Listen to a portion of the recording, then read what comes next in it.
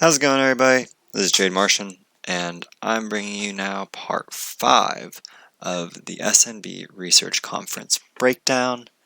In this episode, I guess you could say, we are going to be listening to the director of the SAMA, SAMA, also known as the Saudi Arabian Monetary Authority. Now, before we begin, I want to share this with everybody even, right? So on February, hold on here, sorry about that. On February 14th, 2017, or 2018 rather, Ripple announced that it was going to be doing a pilot program with the Saudi Arabian banks, right? With the Saudi Arabian Monetary Authority. This is a year and a half in the making, right? So a year and a half these two entities have worked together, and now you're about to listen to the head of this authority group, the SAMA, and listen to him talk about blockchain, right? Now, if you're wondering why do I care what this guy has to say, SAMA, the Saudi Arabian Monetary Authority, governs over the wealth of the Saudi Arabian Kingdom, which many people actually aren't really aware of, so I shouldn't be like if you're not aware, but most people don't actually know this, I guess. I'm just a weirdo, but the Kingdom of Saudi Arabia is actually just like stupidly wealthy. Like, they're oil barons. They sit on top of one of the largest oil reserves, and they don't just sit on top of it. Their empire is built upon it, and they're fabulously wealthy. So this alliance is pretty important, and what this individual has to say about their views on blockchain is actually pretty important to keep in mind in regards to what we're going to see in terms of regulatory debates that are going to probably take place if things don't just move smoothly into RippleNet. If there's just no speed bumps along the way from here to mass adoption. I would love for that to happen, but the skeptic in me believes that we've got at least one or two big speed bumps coming at us before this thing really moons. Well, maybe not before it moons, but like before, mass adoption really kicks off. But we'll see. I've rambled on enough, so without further ado, let's jump right into this. Our next speaker is Ahmed Al-Khulafa, who is the governor of the Saudi Arabian Monetary Authority. Well, thank you. Good afternoon. Let me at the beginning thank the Swiss National Bank and the IMF for organizing this conference and for inviting me to speak in this panel. I have 4 points to mention about the IMS and the impact of technological changes and whether it will enable for the future of the IMS or the other way around. Let me start with the benefits and risks of the digital financial innovations, some of which were mentioned by Charles at the beginning. Therefore, I can be short. In addition to that, a lot of work has been done on this topic in the last 2 years, either by the FSB or the BIS or by the IMF as well. The key benefits for the digital finance or fintech are, of course, its potential to reduce inefficiencies in. Before he goes on, the digital assets or fintech, aka the words are synonymous in their dialect. Okay, let's see what he's got to say. I just wanted to make sure that y'all caught that. Right. Cost of financial innovation. The fintech can promote also financial inclusion by enlarging access to financial markets and services, and that is very important for developing countries. And we heard the case of Kenya with the M-Pesa. As for the key risks, of course, the cybersecurity, also alluded by Charles. the cyber security, also the consumer privacy, which is very important. And you know, the countries are differing on the stage of consumer protection of consumer privacy. Some are in advanced stage, others are lagging behind. The AML and the safety is very important. And the Let's last but be not clear least, what he meant when he said that some are lagging behind in regards to privacy, right? The lagging behind is the individuals who want this system to be transparent, not those who don't, which is actually really good, right? It's almost as if even though everybody was afraid that these people would make the system totally public and expose everybody, it's almost as if they want to keep this network in particular private for the purpose of protecting their customers. Okay. Interesting, right? Oh. That's just my thoughts, though. Let's continue. I love listening to this guy. He's amusing. He's not amusing, but entertaining, right? He's brilliant. You can tell. The financial stability. If one of the three conditions were to happen, one of them is the creation of new forms of credit and liquidity, which we are not aware of. Second is the undermining the business models, including the profitability as well, of the current financial actors, banks in particular. The third is the lack of alertness on the part of regulators and supervisors to address the implications of the fintech developments. Another implication could be the damage to the smooth functioning of the transmission mechanism of the monetary policy as we know it nowadays. If banks might be crowded out by the digital financial system, that makes more use of the so-called decentralized financial technologies and less use of traditional central bank money. The materialization of such risks would not only affect the national economies, but would also might weigh on the smooth function of the IMS. The question was put to the panelists whether the digital finance carries risk of more frequent or speedier crises. The short answer would be it depends. If trust in the new providers of the digital finance would break down, and as we know it nowadays, it could be, it's a high probability, and if the herd behavior would manifest itself more quickly, there would be indeed more risks and more frequent or speedier crises. I So think let's history holds. break down what he just said there, because that was a headful, right? Like, kind of sent you a little bit spinning. So what he just broke down is this, that do these digital assets pose a threat to central banks and banks, right? Because the idea is that if they truly received mass adoption, there would, as he says, be no need for banks. Now, his next statement was basically, playing at the likelihood, when is this going to happen? Is it going to be soon or far? And his belief is then that, if trust in these systems breaks down, right, then the system will collapse and then therefore, they'll go away. But if trust remains in the system, then that system will remain, and the more trustworthy that system appears, the more rapid the crisis that one of these will cause, inevitably, essentially, in his view, apparently. The way that he's presenting it is an inevitability, right? Whether near or far, it's coming, and when this comes, it will wipe out whatever is in its way. Because as we're now witnessing firsthand, no matter who you look at, no matter what cryptocurrency news channels you tune into other than mine, you're probably seeing all the mass adoption and all these applications and crazy stuff that you're coming out with, and you're like, dude, what do I even need this thingy for? Like, I've got a wallet already. Like, what are all these apps? What are all these dApps?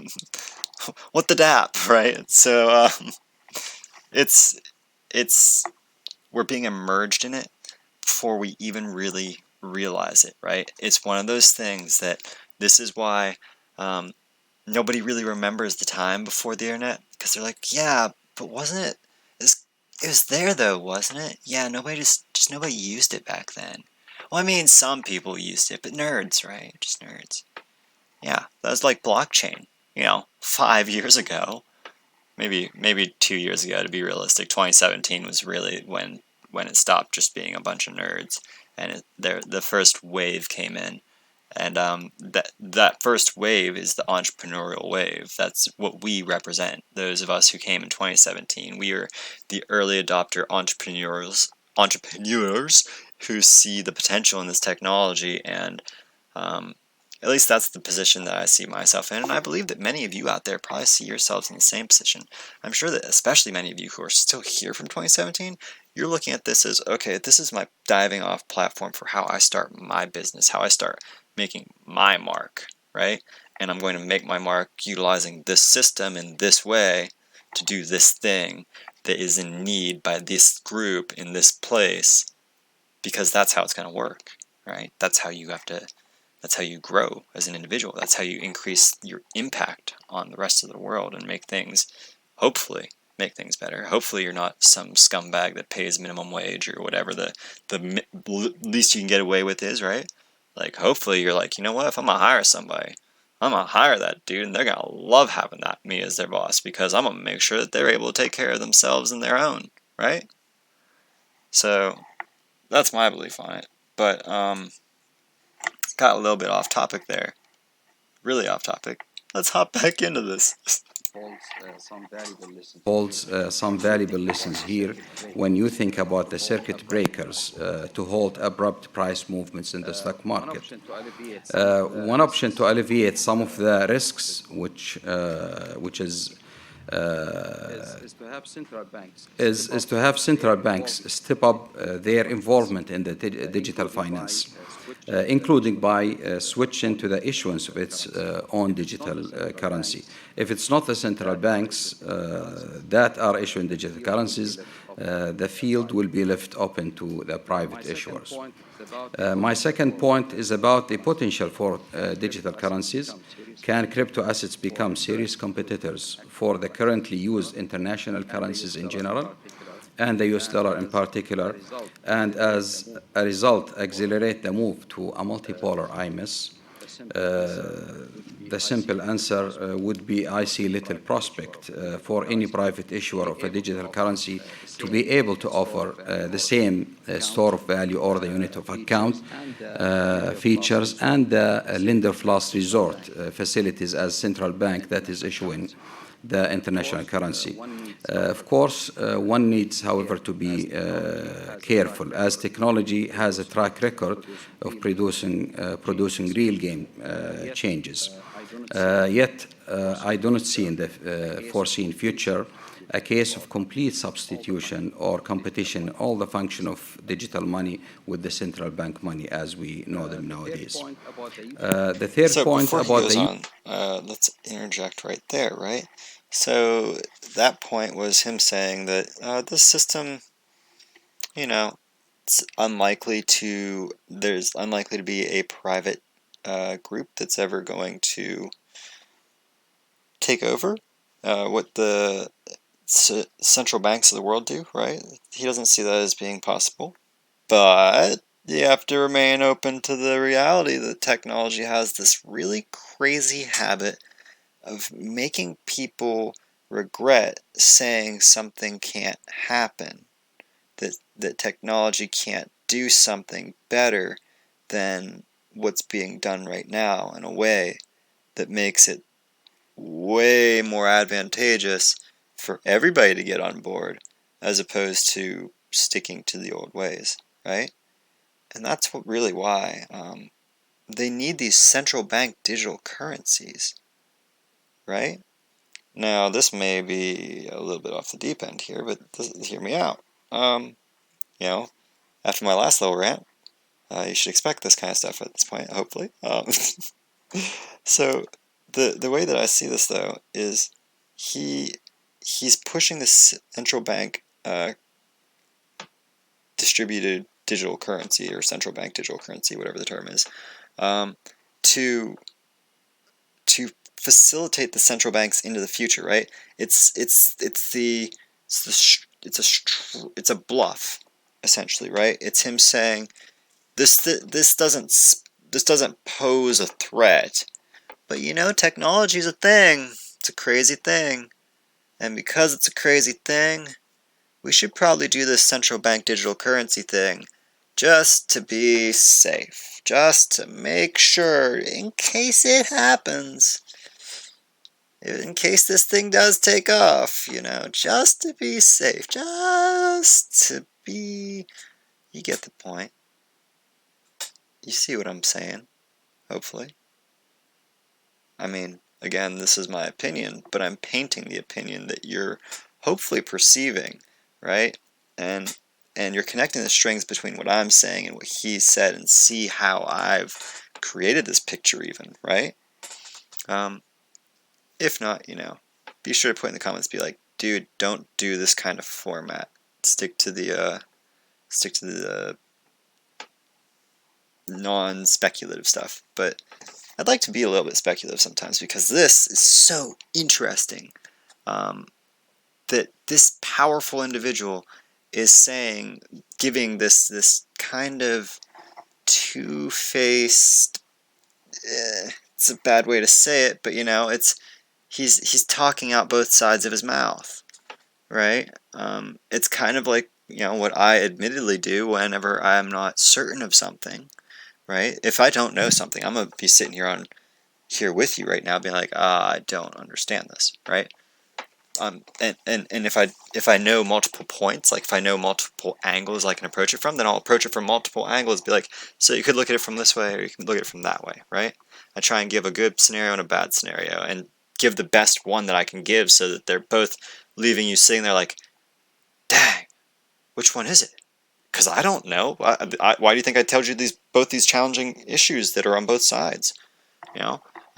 We'll see if he gives us one, because the challenges that he has given, that one that he just gave us, I just spent enough time on already. But yeah, let's keep going, because I've only just begun with this gentleman, right? Use of fintech by the central bank. Use of fintech by the central banks. I have no doubt that this is likely to increase in the near future. We have our position in that. In Saudi Arabia, we have the economic plan, that's the Vision 2030. Underneath that vision, 12 programs. One of the programs is the Financial Sector Development Program. One of the objectives of this program is to build innovative financial infrastructure, whereby digitalization will play a role. In this context, in the Saudi Arabia Monetary Authority, that is the Central Bank of Saudi Arabia, we have launched together with the Central Bank of the United Arab Emirates a project called ABIR. Together with 6 commercial banks from both countries, we are conducting a proof of concept project using the DLT for both domestic and cross-border payments using common digital currency between the two central banks. Really? What's that common digital currency, you may ask? Well, we actually know that already, because it already came out just recently, actually. I think it was the 2nd or 3rd week of May. But that was the corridor between Sama and Thailand. Was that just last week? It's really hard for me to keep track of time in crypto, because I spend so much time looking at a monitor, not at the world around me, that I don't really know what day of the week it is sometimes. But that's the price I pay for this obsession, right? Again, if I'm putting too much of my own opinion in these, and you just really want the news from them, be sure to be like, I don't like this version of your approach. I'm just like kind of energetic about this right now. I don't know why. I'm just really engaging with how this guy is bringing across this great news, right? Like, this is him basically coming out and saying, hey, we're doing this pilot, and it's a pilot that you're all, and everybody in this room is about to be on board, especially the guy that's the biggest naysayer in the room, right? But just The first use case of this project is to use the digital currency for payments between the two central banks, which will take place this month. The other use cases are payments between two local banks and commercial cross-border payments, which are planned for in July and August of this year. As cross-border payments today are mostly slow, costly, and Vision Apologies, 2030. we're gonna re-listen to that because I swear I heard something about July.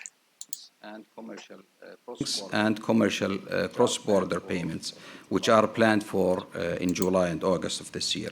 There you have it, ladies and gentlemen. Nobody talked about that. July and August, these payment channels, more payment channels will be opened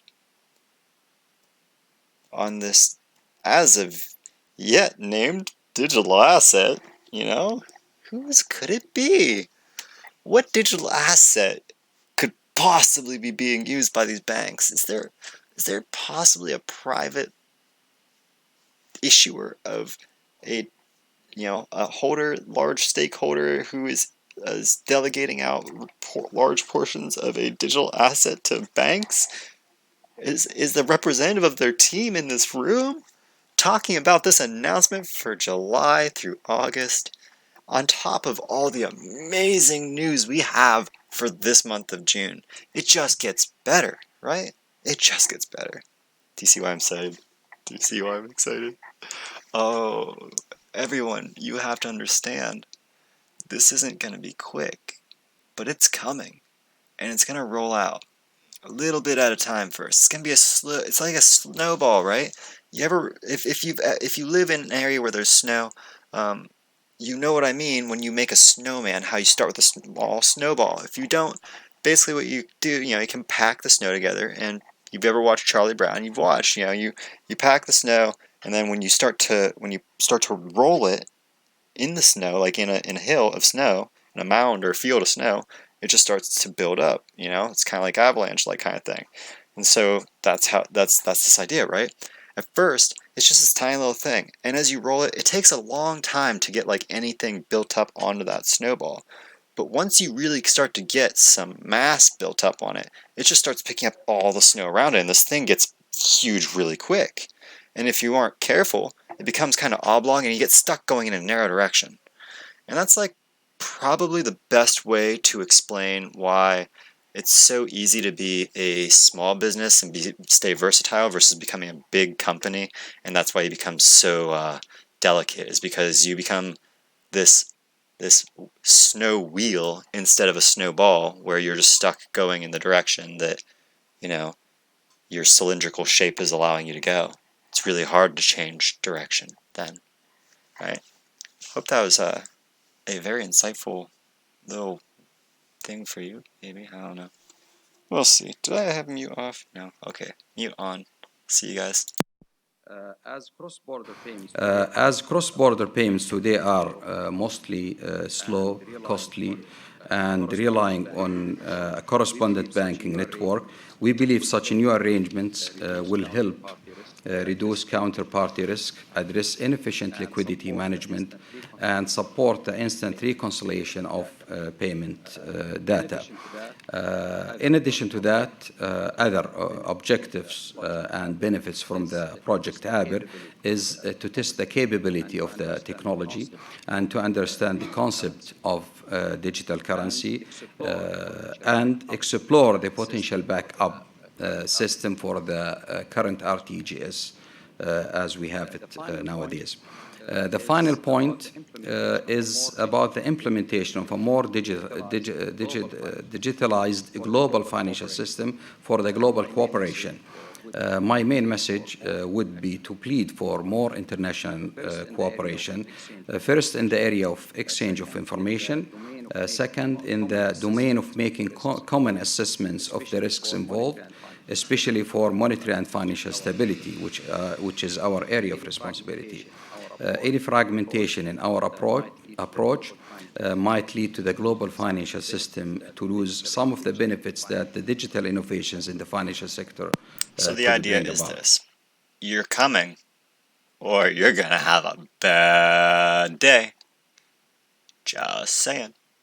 And that's really all I need to say onto this point, because that's literally what he just said in a very sophisticated way.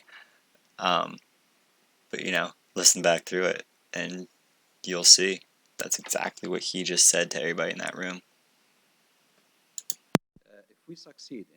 If we succeed in harnessing our efforts, then the prevailing IMS will be able to adapt fairly smoothly to the challenges posed by an increasing digitalization of the financial sector, just as it has been able to cope with the previous large shocks. I would like to conclude by noting that the existing IMS is operating fairly well. But it has room for accommodating itself to the digital era, provided it remains dominated by coordinated efforts by central banks. So the idea Thank is you. this: we yield, we will integrate, so we do not disintegrate. It is okay, Earthling. You have made the right choice, right? Alien shtick aside. Yes, this is such good news, and I'm so glad that I get to break this to y'all, that we have legitimate adoption volume coming in July and August, on top of whatever we see in June from SBC or from SBI virtual currencies, however many banks hop in on that. We've got the FATF, as Brad Kimes continually preaches about, that I really need to get into and study myself, and that's coming out towards the end of June. So hopefully once I finish up with this series and a few other small pet projects that I have going on for community members that requested a few things from me that I'm absolutely willing to work on, I'll get those out to. I'll get right on top of doing my FATF research, so that we can get to the bottom of what's going on there, what are we most likely looking at, and hopefully some good news, right? Maybe I can find some kind of date relation or something going on there that would involve Ripple's involvement even, right? That alone would be amazing stuff. But this has already gone on long enough, because I did give you guys quite a few tangents, and again, I apologize if you don't enjoy that form, that kind of opinionated version of me. I'm so excited that we have this information about corridors opening up in July and August that I've never heard about. Have you heard about these? I'm assuming not, but I'd love to know if anybody else in the streaming community is aware of this. Anybody that's listening, be sure to let me know or talk about it in your stream in the next few days, so that I know that you watched me. And I do appreciate you for watching. So thank you for watching. Even if you are just ghost watching, I appreciate your viewership, and I appreciate your support. Thank you so much. Thank you so much to all the XRP community and my XRP Martians who have subscribed to me. Tomorrow, shortly after this becomes available, because I'm going to be posting it to be released at 8 a.m. Central Time, United States time, basically, Central United States. Once this becomes available a few hours later, my thank you video to my first 200 subscribers is going to come out, and since this is going to be my last video for the night before I go to bed, I just wanted to point out that, holy crap, my 200 subscriber video hasn't even dropped to thank everybody yet, because I wanted it to be on my second week anniversary, just to be like, wow, from 50 to 200, but now we're at 250, over 250. What's going on? This is insanity. I'm so grateful, you guys. Seriously. Again, this video has gone on long enough, so if you enjoyed my content, please, if you haven't already, hit that subscribe button. Join the XRP Martian movement.